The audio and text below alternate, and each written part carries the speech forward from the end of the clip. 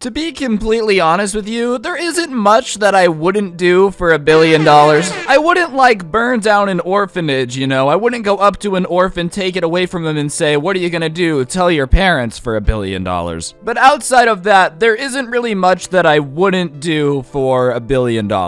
So, when I saw a story about an art theft in which thieves got away with over $1 billion in stolen artwork, I knew that I had to talk about it because that's the type of mystery that intrigues me, okay? It's got everything. It's got a getaway car. It's got acrobatics. It's got people dodging lasers. I'm pretty sure at one point I saw Scooby-Doo in the gang trying to crack the mystery themselves. I can't verify that, but I'm pretty sure that I saw it. Fred really looks like he does meth now. And yeah, today we're gonna be talking about the Dresden art heist, so get ready to enjoy Conspiracy Corner. Let's get into it.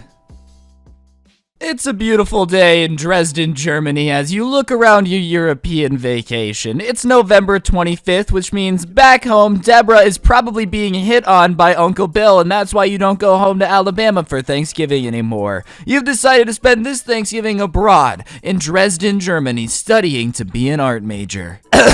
Okay, alright, I don't really know if I can do a backstory. It's November 25th in Dresden, alright? And Dresden has this place known as the Green Vault Museum, right? You know, and anytime you have vault and museum in the name, you know they keep in fancy stuff there. And this was the type of museum and vault that kept the really fancy stuff. Like, you wore a suit to go see all the jewels and whatnot that they had, okay? I get it, jewel, cause like jewels, you know? And keep in mind, this museum is located in a castle. Like, this thing should have been secure. And inside this vault, right? Inside this ancient vault is sitting 49 karat diamonds, gold, you know, all this massively fancy stuff, 16 karat diamonds, diamond studded sword hilts, 700 smaller diamonds, like literally basically enough to make a little pump chain is sitting inside this vault in the Green Vault in Dresden, Germany. And all the security people are sitting there cocky like, ayo bro, look at how dope our security system is. It's gonna be almost impossible for anybody to get in here and steal this stuff, man. They start, you know, playing iMessage games, they're playing cup pong back and forth. Well, little did they know that they were in for the finessing of a century because a couple of master thieves, Sly Cooper style, started doing something on the outside. So at 4 a.m. on November 25th, there's a small fire that starts on a bridge relatively close to the museum, right? And the fire, it isn't massive, but it's enough to destroy a power box that happens to feed some of the power to this Green Vault Museum. The power outage that comes from this little fire, you know, it turns off some of the security alarms, it turns off some security stuff, but the security cameras keep working, so the security guards don't really notice that the security system's gone down, because hey, if the power goes out, but the cameras are still working, you'd assume that it's all still working, right? So the security guards are sitting in the office, and they're like, hey, look, our security system's still up, our closed circuit television's still working, we're golden, nobody's gonna break in, the alarm would go off. Well, thanks to this power outage, there's one window that's in the vault room that actually is no longer secured. And thieves come in and cut through the iron bars at this window and then break in through the window into the jewel room where they're now with $1 billion worth of stuff. And the weirdest part about this is cops have come out since and said that the hole that they squeezed through in this window is insanely small. Like, it might have had to have been a munchkin to be able to squeeze through the hole that they were able to squeeze through. But regardless, there's closed circuit television of two thieves in the vault smashing these displays and just stealing everything that they can get their hands on, right? They're like, oh my god, we didn't think this was gonna work. We're gonna grab everything as fast as humanly possible. So they're grabbing everything, throwing it in the bag, and this is on closed circuit television. The thieves get away with, as I said, almost $1 billion worth of jewelry because they get away with a bunch of 18th century jewelry sets, you know, 37 parts with rubies, diamonds, all of that stuff. They don't take everything, they left some behind, but they take one diamond that alone is worth 10 million euros. Like, they get out like bandits. They get out of the window and replace the bars in order to confuse everybody. This team is so cracked, alright? These kids have done so much Adderall, they've drinking so much G Fuel thanks to Code Scrubby, that they get noticed and detected by guards at 4:56, right? And they broke in at 4:50. It took them 6 minutes to break in, completely case the joint, and steal $1 billion worth of stuff. And this all happens in the span of like 9 minutes. From the time that they broke in to the time they're discovered and the first police officers arrive is about 10 minutes. And they get away. Like, they get away. I guess the way that the museum is situated, it's super easy to hop in the freeway and get away. So they get away with $1 billion worth of stuff. So 16 police cars arrive at the museum, right? And they're like, oh my God, this is insane. They've stolen $1 billion worth of stuff. Put up roadblocks. Roadblock everything in. They shut down basically every way out of Dresden, you know?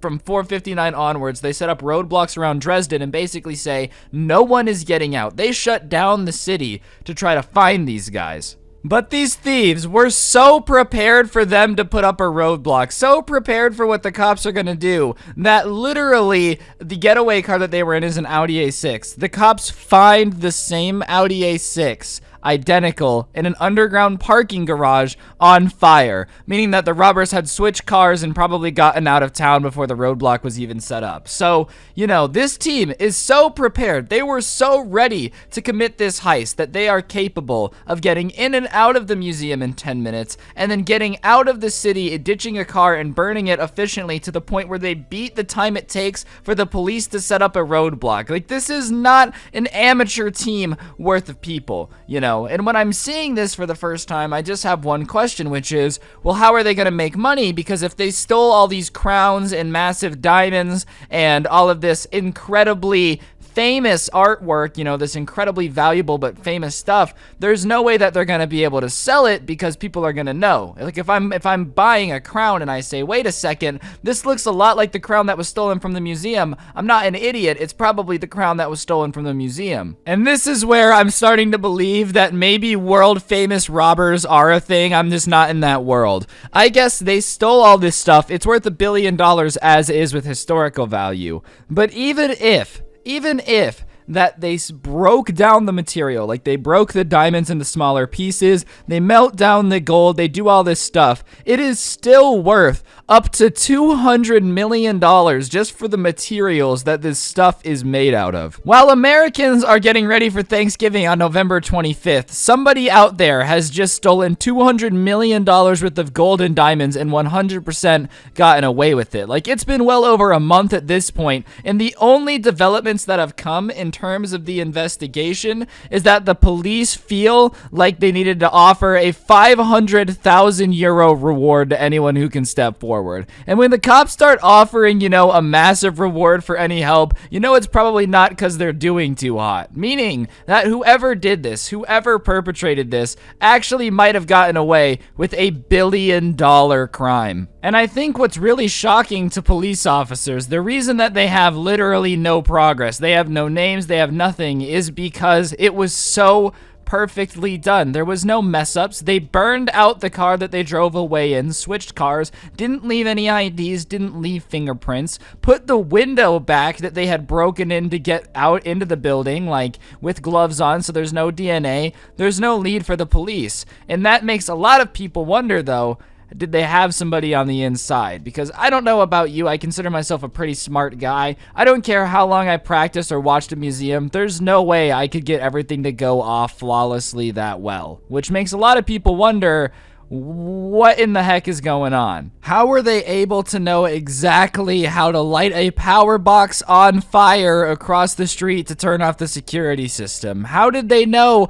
that that window wouldn't be visible to break into very well on CCTV? Like, there's just too many things that make it very, you know, interesting how they got in there so easily. We're talking about thieves that get in and get out with 5 minutes without having ever been inside the vault before. There's just no way. And the fact, like I said, that they were able to knock down the electrical grid for a specific portion just enough so the security cameras would still work and that way the guards wouldn't think anything crazy was going on definitely shows that you are not dealing with any amateurs here. Regardless, the police have absolutely no leads, and I highly doubt that they're gonna get them because I feel like if you're smart enough to pull off $1 billion heist, you're probably smart enough to keep your mouth shut and not get yourself caught. But yeah, that is the Dresden art heist. That's literally all the information that is public right now. If anything else happens, I might do an update video. I know this isn't a conspiracy in the normal way of like the Illuminati, but there's gotta be something deeper at play here. There's something bigger going on